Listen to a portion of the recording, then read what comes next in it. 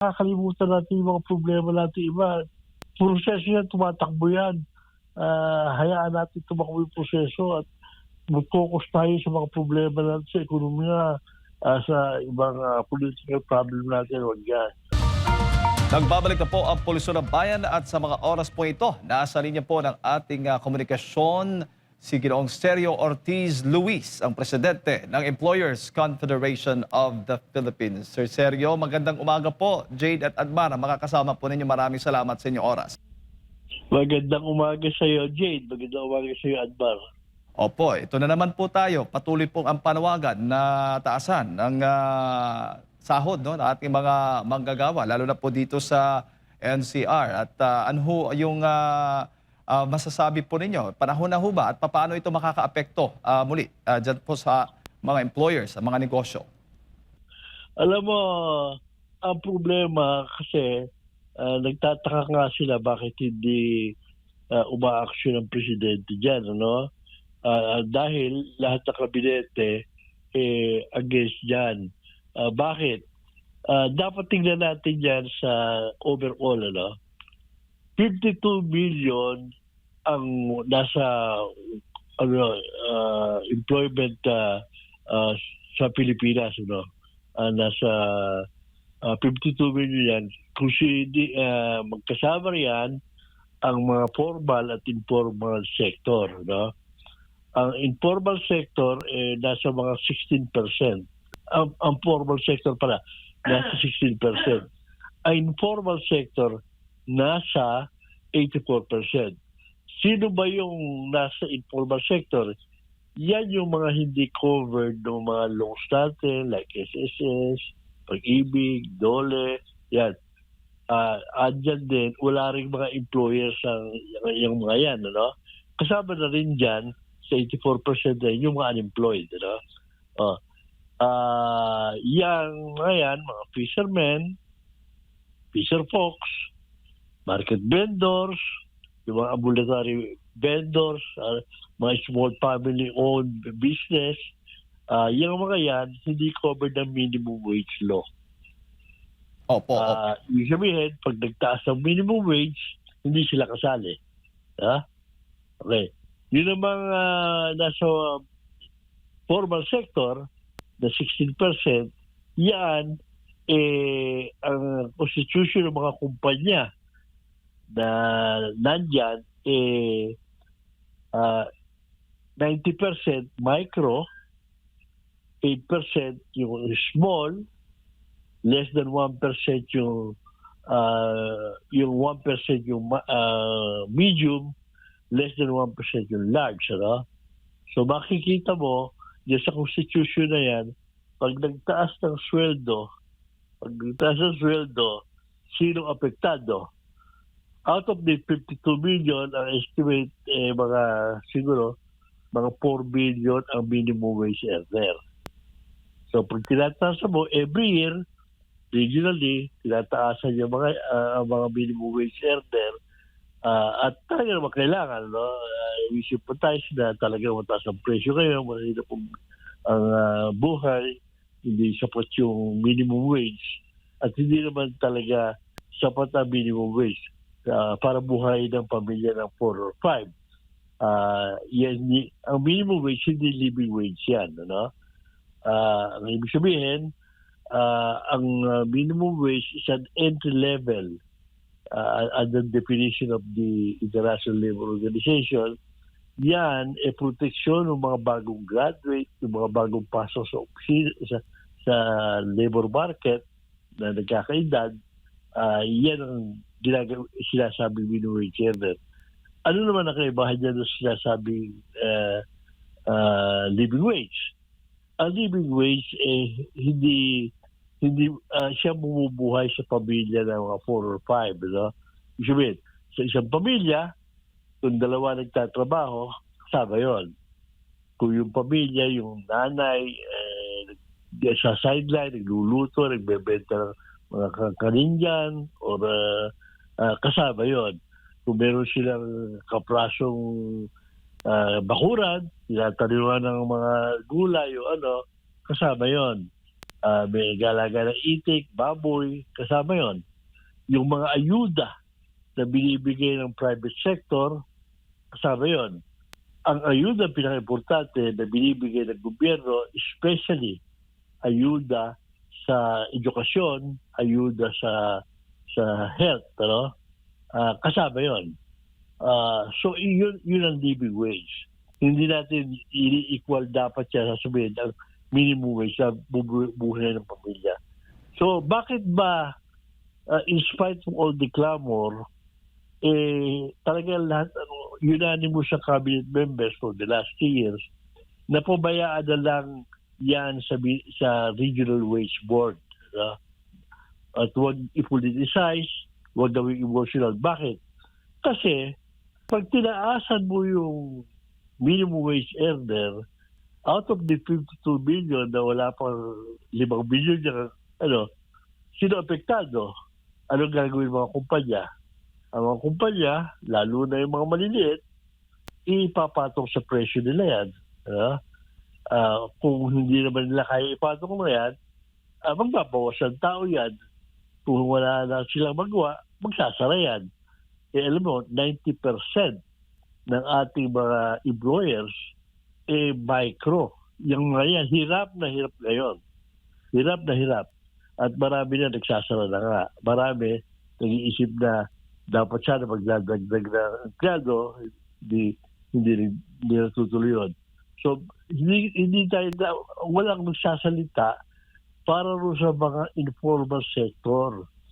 4 na billion yung tataasan mo, taon-taon, ginagawa yan, regionally, naiiwanan yung mga informal sector. Sino magtataas ng sweldo ng farmers? Alam mo sila employees. Sino magtataas ng sweldo na ang fisher folks? Yung mga market vendors, yung mga ibang ambulatory, sino magtataas? Aasa sa gobyerno yan. Hindi naman kaya sustudihan ng gobyerno yung mga yan. So, ano mangyayari?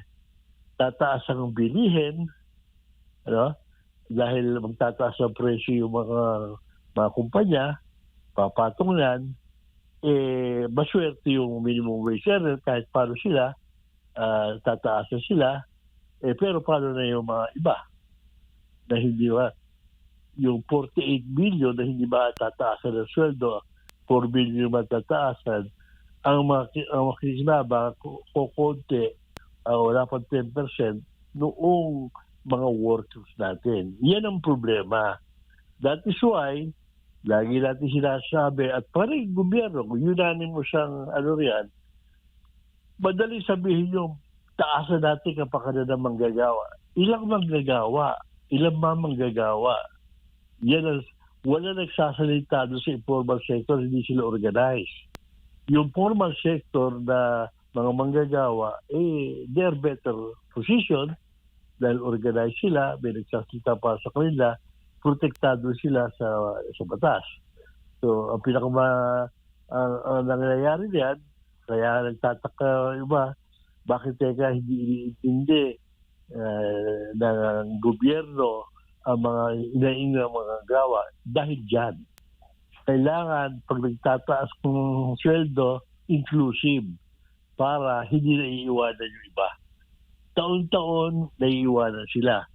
Noong araw, pinasasabi natin na ang minimum wage sa Pilipinas pinakamababa dito sa ASEAN. No? Not anymore. Pinakamataas na tayo. Doon sa tingi-tingi, konti-konting taas, taon-taon na binibigay ng minimum wage board, regional wage board, lampasan na natin sila lahat. Kung hindi tayo pinakamataas, pangalawa sa pinakamataas. At yan hindi na natin nasasabi pababa. Ano ang problema? Mataas ang bilihin natin kaysa sa kanila. Lalo pa ngayon, meron tayong crisis sa fuel, lalo tumataas. Inflation natin, malakas o laki. So, hirap. So, lalo tayong pahihirapan ng mga kababayan natin pagka ginalaw yung iba at makakadagdag pa sa inflation. At makapagbabawas mo sa trabaho dahil ngayon, employment pagbawas ng pagbawas nga. dahil tumataas ang employment, pero maraming gumagraduate, mga 800,000 to 1 million a year. Hindi na natin na-address ngayon yun. Dati, nakapagbabawas na tayo na ilalagay natin sa formal sector, yung mga nasa informal sector, like yung mga farmers, ngayon hindi na rin. Dahil walang trabaho. Yun ang problema natin. Kaya dapat iniintindi natin na dapat pag ginalaw yan, dapat yan pinag-aaralan mabuti. And that is why, maaaring hindi perfecto yung regional wage board, pero ayan nandyan ang DOLE, nandyan ang NEDA o DepDev, nandyan ang DTI, merong representante ang employers, merong representante rin ang workers. Pinag-uusapan yan taon-taon.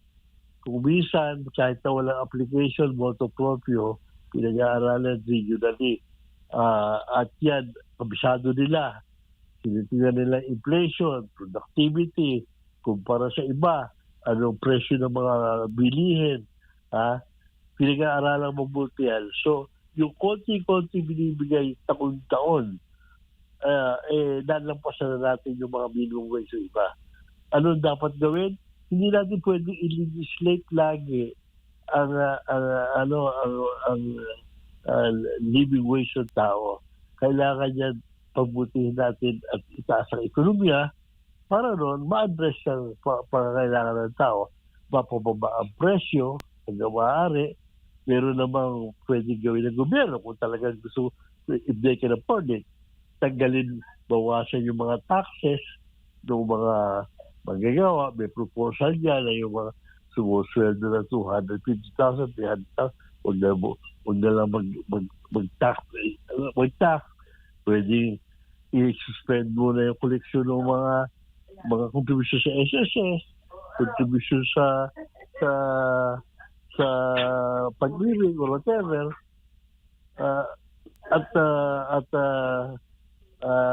Para doon, makatulong sa mga manggagawa na kulang ng pamilya. Yan ang magagawa. Pero yung taasan, medyo may problema tayo na. Opo. Sa kasalukuyang sitwasyon, Sir Sergio, alin ang mas malaking banta o malaking problema natin ngayon? Mababang sahod o pagkawala ng trabaho o walang nalilikhang trabaho o pareho?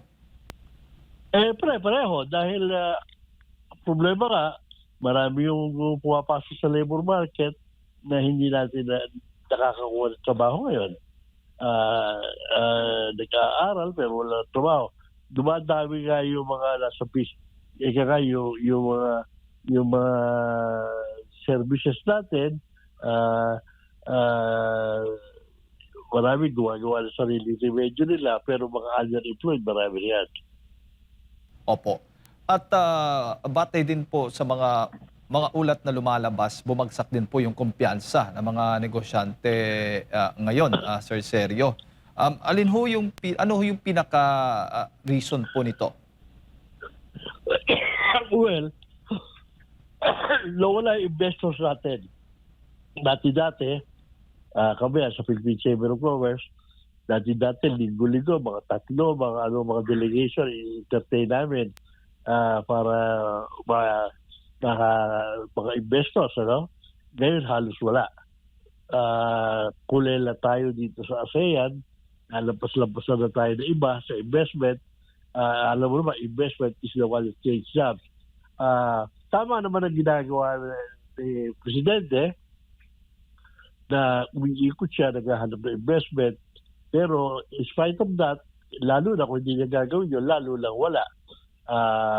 Recently, sa Japan, medyo merong mga nakuha investment dyan. Hopefully, it will translate to reality, na mga parang 10,000 job estimate nila sa $3.4 billion na investment na nakaano. But it will take a few years. Hindi bigla-bigla yun, So, yun ang importante, makakreate tayo ng investment na walang kumpiyansa sa atin.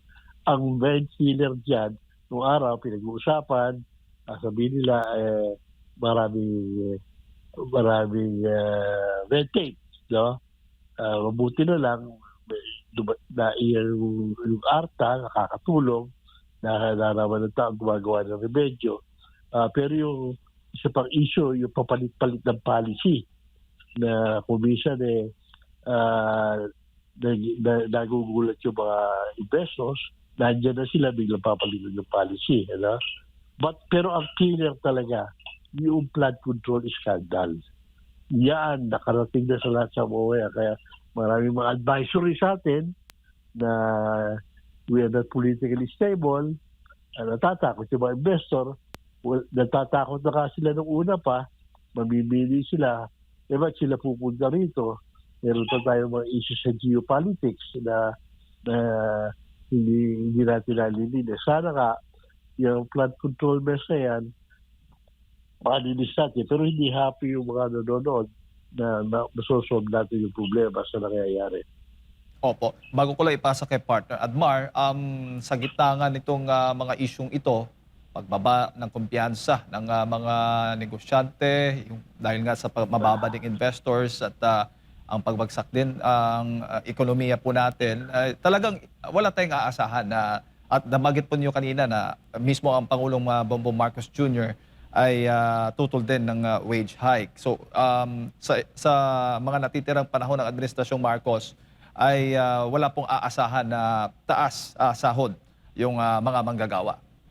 Hindi natin masabi dahil yan sinasabi lang namin, hindi perfecto yung regional wage board pero wag sana nilang pakialaman dahil isa sa issue yan Yung mga investors na pupunta rito, yung mga nandito na, alam nila, meron tayong sistema ng pagtataas ng minimum wage, yung yan. Bigla na nang papasok ang legislature, mag-legislate sila, nakagugulat na naman ito mga ito.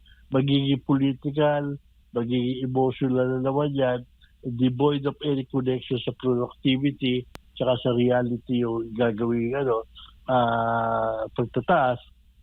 Kaya, mabuti naman, yung mga cabinet natin, unanimous sila hindi ubra dahil makakasama sa karamihan ng ating mga kababayan dyan. We sympathize na pero yung ilan lang yung makikinabang dyan, maraming mapaperwisyo. Magandang umaga po, Ginoong Sergio, si Admar po ito. Bilang pinuno din po ng Philippine Exporters Confederation Inc. or PhilExport, kamusta naman po yung takbo ng mga exporter po ngayon considering mataas na po ang palitan po ng piso kontra dolyar? Alam mo, maswerte yung export natin ngayon. Alam mo, despite yung nagkaroon ng taripa si President Trump noon 2025 record yung export natin. Alam mo kung bakit? In spite of yung kasi kalahati ng export natin sa US, 15% ng export natin pupunta sa US.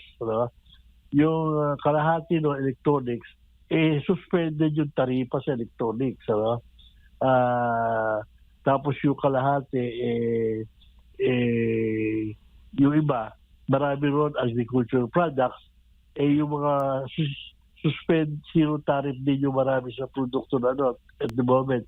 Hindi namin alam kung anong gagawin. So far, ganun pa rin. So ngayon, ito first quarter, umangat pa rin yung export natin. Ganyan. Ngayon, ano naman ang piso dito, alam mo, marami sa mga kababayan natin, noong araw, maraming umaasa sa peso rather than piso. Pero ngayon, kung titignan mo, mga 10 million ng Pilipinos natin nasa abroad, nagtatrabaho. 2.5 million of that are OFWs. Yung mga 10 million Pilipinos yan, nagpapadala ng pera dito kung dolyar. So, yung mga yan, natutulungan nung mataas na dolyar. So, idagdag mo yan, 10 million yan, yung family of 5, nasa almost 50 million na yan. Pamilok Farm, yung mga nakikinabang sa mataas na dolyar. Dagdag mo pa rin yung mga exporter na pati yung mga supply chain nila, 1 million din yan, ano? Dagdag mo rin yung mga farmers na natatalo sa mga presyo na imported dahil natutulungan dahil kumahal ng mataas na dolyar, nahihirapan mag-import, nakakalaban sila. Mapapansin mo, marami tayong agricultural products like fruits, no? Na nung araw hindi mo mabibili, parang imported fruits ang nandiyan mabibili, lalo na pag Christmas. Ngayon, lumalaban na yung mga local natin dahil mahal ang pag-import. Dagdag mo pa rin yan yung tourism. Pagka malakas ang dollar, mura ang tourist, dadagdagan ang tourism. Mahina ang tourism natin ngayon, pero lalo na siguro kung ang dollar natin ay mahina, lalo wala pupunta rito, no? So at least, importante ma-promote yan. So in short, marami ang umaasa sa dolyar ngayong Pilipino kaysa nung araw. Yeah? So, ang problema lang, pagka ang mabilis ang pagtaas o mabilis ang depreciation ng peso, talaga nakaka-apekto masyado sa inflation. Ngayon, mahaba rin ang PC ng Bangko Sentral natin dahil nung araw, wala tayong pandepensa riyan, kulang ang dollar reserve natin. Ngayon malaki ang dollar reserve. So mapapasin mo na tetemper nila yung mabibilis na pagtaas. Dahan-dahan tumataas yan. No? At nung araw pa naman talaga, yung exchange rate natin, kinokontrol, nung araw pa naman talaga, dapat nasa mga 60 na yan eh. Kaya na kinokontrol natin eh. Pero ngayon, hindi siya bigla. Yan, na-epektuhan talaga yan ngayon. No? So, hindi yan na nagkakos inflation. Nagiging epekto yan noong presyo ng fuel natin. Napakamahal lang binabayaran ng fuel. So, yung pagtaas ng dolyar na yan, sino ba ang apektado? Apektado ang gobyerno dahil malaki yung utang natin, tumalaki kung binabayaran natin utang compare sa ano. Pero marami ng Pilipino, sino pa ba yun? Yung importers, yan, apektado yan. Pero marami naman sa importers natin, importers din na kagaya ng electronics, 70% ng produkto nila ay imported, 30% yung local. Pero pag in-export nila, nakakabawi naman sila. So, dapat yan, nababalansin. Maganda naman ang ginagawa ng Bangko Sentral, nababalansin nila yan, hindi mabilis ang pagtaas sa paghahandaan. So, eventually, I think, matapos na ito crisis natin sa fuel, siguro magse-settle down yan. Pero wag natin hanapin yung exchange rate ng araw. Dahil lumalapit tayo talaga real exchange rate natin. Opo. At nabanggit po, pahabol lamang po, Sir Sergio, si Jade po ulit ito. Nabanggit po ninyo kanina na ang issue po ng korupsyon, lalo na po itong flood control anomaly, ang isa po nga sa mga hadlang sa paglago ng ating ekonomiya. At by June 4, ay inaasahan po na magpapatuloy po ang investigasyon ng Blue Ribbon patungkol nga po dito sa flood control anomaly. Kayo ho ba'y pabor doon sa pagpapatawag sa mga dating sundalo, tinatawag ang Brave 18, dito sa investigasyon ng Senado? Well, yan ang isa sa mga issue na dapat harapin siguro talaga dahil totoo lang, isang hindi medyo natabunan ng ibang issue. Yan ang pinaka-importanting issue sana noon. Naglagay ito ng ICI, no? Walang nangyari. Walang umaasa ang mga tao ron. Nagkaroon na investigasyon na wala rin na nangyari. So ngayon, hinihintay nila. Sino ba yung mastermind talaga? Yun ang hinahanap ng tao eh. Hindi lumabas eh. Natabunan ng ano-anong issue yung dapat na solve natin. Masyado na politicize yung mga issue. Dapat talaga tutukan natin, hinihintay ng tao talaga yung makita natin ng totoo talaga. Opo. At huli na lang, yung issue po ng impeachment ni Vice President Sara Duterte, ano naman po yung masasabi ng mga business group? Kontra, pabor ba sila dito? Well, yung proseso naman yan eh. Wala namang problema na impeach talagang. Kaya lang, masyado naman ang inuubos natin yung oras ng media, pati mga mga politiko. Nakakalimutan natin yung mga problema natin iba. Proseso yan, tumatakbo yan. Hayaan natin tumakbo yung proseso at mag-focus tayo sa mga problema natin sa ekonomiya, sa ibang political problem natin. Huwag yan. Alright. Sir Sergio, maraming salamat po sa inyong oras at sa pagbibigay po yung impormasyon ngayong umaga. Good morning po. Maraming salamat din sa inyo, Admar, Jade, at sa ating mga makasisinuyo na nanonood. Ayan po mga kababayan, si Ginoong Sergio Ortiz Luis, ang presidente ng Employers Confederation of the Philippines, ang ating nakasama. Napakinggan po ngayong umaga.